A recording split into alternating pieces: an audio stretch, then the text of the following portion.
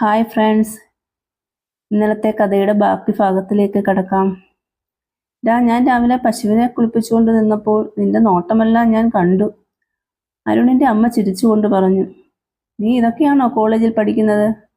നിന്റെ പോക്ക് അത്ര ശരിയല്ലെന്ന് ഞാൻ അറിയുന്നുണ്ട്. നീ മിക്കവാറും തെക്കേലെ റംലയുടെ വീട്ടിൽ പോകുന്നത് ഞാൻ ഇവിടെ ഇരുന്നുകൊണ്ട് കാണുന്നുണ്ട്. നിന്റെ അമ്മയുടെ അടുത്ത് പറയണോ? ചിരിച്ചുകൊണ്ടാണ് അരുണിന്റെ അമ്മ ഇതെല്ലാം പറഞ്ഞത്. ഞാൻ ആകെ വിരണ്ടു നിൽക്കുകയാണ്. ഒരു സമാധാനമുള്ളത് അരുണിന്റെ അമ്മയുടെ ആ ചിരിയാണ്. അപ്പോഴും അരുണിന്റെ അമ്മ പൊക്കിള് കാണിച്ചുകൊണ്ടാണ് എൻ്റെ മുന്നിൽ നിൽക്കുന്നത്. അവർക്കാണെങ്കിൽ ഒരു ചമ്മലുമില്ല. ഞാനാണെങ്കിൽ പേടിച്ച് അങ്ങോട്ട് നോക്കിയതേയില്ല. ചിലപ്പോൾ അമ്മയോടെങ്ങാനും ചെന്ന് പറഞ്ഞാലോ? പിന്നെ ജീവിച്ചിരുന്നിട്ട് കാര്യവുമില്ല. എന്താടാ ഒന്നും മിണ്ടാത്തത്? പെട്ടെന്ന് അരുണിന്റെ അമ്മ ചോദിച്ചു. ഞാൻ ഒരു വളിച്ച ചിരിച്ചിരിച്ചുകൊണ്ട് പതുക്കെ പോകാനായിട്ട് തിരിഞ്ഞു. നീ എവിടെ പോകുന്നു? അരുൺ കടയിൽ നിന്ന് വരാൻ താമസിക്കും. നീ ഇങ്ങോട്ട് വന്നേ, എനിക്ക് നിന്നോട് കുറച്ച് കാര്യങ്ങൾ ചോദിക്കാനുണ്ട്, അരുണിന്റെ അമ്മ പറഞ്ഞു. ഞാനൊരു യന്ത്രം കണക്കെ അരുണിന്റെ അമ്മയുടെ കൂടെ പുരയുടെ വടക്കുവശത്തെ തിണ്ണയിലേക്ക് പോയി. അരുണിന്റെ അമ്മ ആ തിണ്ണയിലിരുന്നു. എന്നോട് പറഞ്ഞു, ബാ ഇവിടെ ഇരിക്കേടാ. ഞാനും ആ തിണ്ണയുടെ സൈഡിലിരുന്നു. നീ പേടിക്കണ്ട, ഞാൻ നിന്റെ അമ്മയോടൊന്നും പറയില്ല. നീയും തെക്കേലെ റംലയുമായിട്ട് എന്താ പരിപാടി? സത്യം പറയണം. വിറയാർന്ന സ്വരത്തിൽ ഞാൻ പറഞ്ഞു. ഒന്നുമില്ലമ്മേ, ഞാൻ ചുമ്മാതെ പോകുന്നതാ. കള്ളം പറയരുത്. അവിടെ നിന്റെ തരക്കാരി പിള്ളേരാരും അവിടെ ഇല്ലല്ലോ. റംലാക്ക് 2 കൊച്ചു പിള്ളേരല്ലയോ? പിന്നെ നീ അവരെ കാണാനാണോ അവിടെ പോകുന്നത്? എനിക്കെല്ലാം അറിയാം, പക്ഷെ നിന്റെ വായിൽ നിന്ന് ഒന്ന് കേൾക്കണം. പേടിക്കണ്ട, എന്തായാലും എന്നോട് തുറന്നു പറഞ്ഞു. ഞാൻ ആരോടും പറയില്ല. സത്യം പറഞ്ഞാൽ നിനക്ക് ഞാനൊരു സാധനം തരാം. നീ രാവിലെ നോക്കിക്കൊണ്ടിരുന്നത്. പറ അരുണിന്റെ അമ്മ ധൃതി കൂട്ടി. ഞാൻ പിന്നെ മറ്റൊന്നും ആലോചിച്ചില്ല. എവിടെ നിന്നോ ഇച്ചിരി ധൈര്യം കിട്ടിയതുപോലെ ഞാൻ പറയാൻ തുടങ്ങി. ഒരു ദിവസം ഞാൻ യാദൃച്ഛികമായി അങ്ങോട്ട് ചെന്നപ്പോൾ റംലാത്തായെ പുറത്തങ്ങും കണ്ടില്ല. മുറ്റത്ത് നമ്മുടെ അറബി സാറിന്റെ സൈക്കിൾ ഇരിക്കുന്നു. എനിക്കെന്തോ പന്തികേട് തോന്നി. ഞാൻ പതുക്കെ ജനലിന്റെ അടുത്ത് പോയി നിന്നു. അപ്പോൾ അകത്തുനിന്ന് ചില അപശബ്ദങ്ങൾ കേൾക്കാം, പക്ഷെ ഒന്നും വ്യക്തമായില്ല.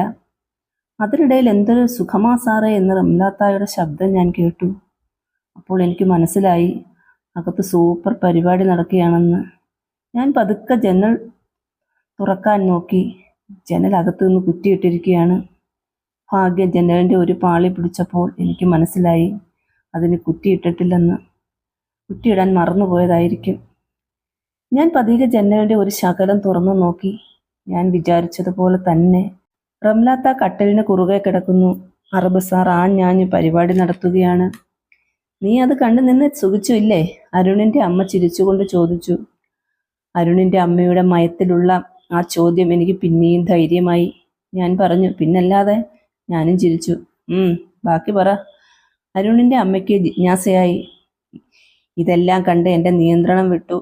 ഞാൻ പതിയെ പരിസരം പോലും മറന്ന് കൈ താഴോട്ടിട്ട് എന്തൊക്കെയോ ചെയ്തു. എനിക്ക് പെട്ടെന്ന് തന്നെ സുഖം തെറിച്ചുപോയി. അപ്പോഴും അവിടെ ഫയറിങ് നടന്നുകൊണ്ടിരിക്കുകയാണ്. ഞാൻ പിന്നെ അവിടെ നിന്നില്ല. ആരെങ്കിലും കാണുന്നതിന് മുമ്പ് ഇങ്ങ് വീട്ടിൽ പോന്നു.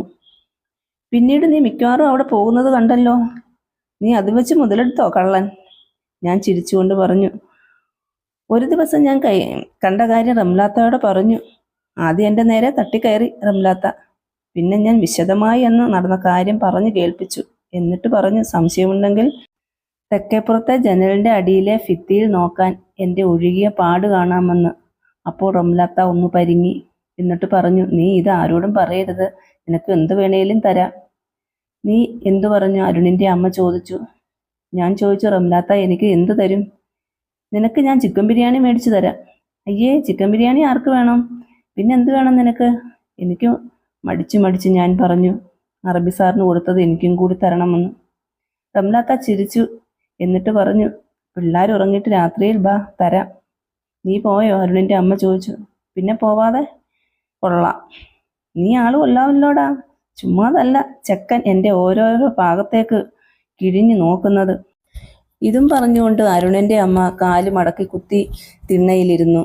അപ്പോഴാണ് ഞാൻ ശ്രദ്ധിച്ചത്, കൈലിയുടെ അടിവശം താന്നു കിടക്കുന്നു. എല്ലാം കാണാം. എന്നല്ല, എല്ലാം ഞാൻ കണ്ടു.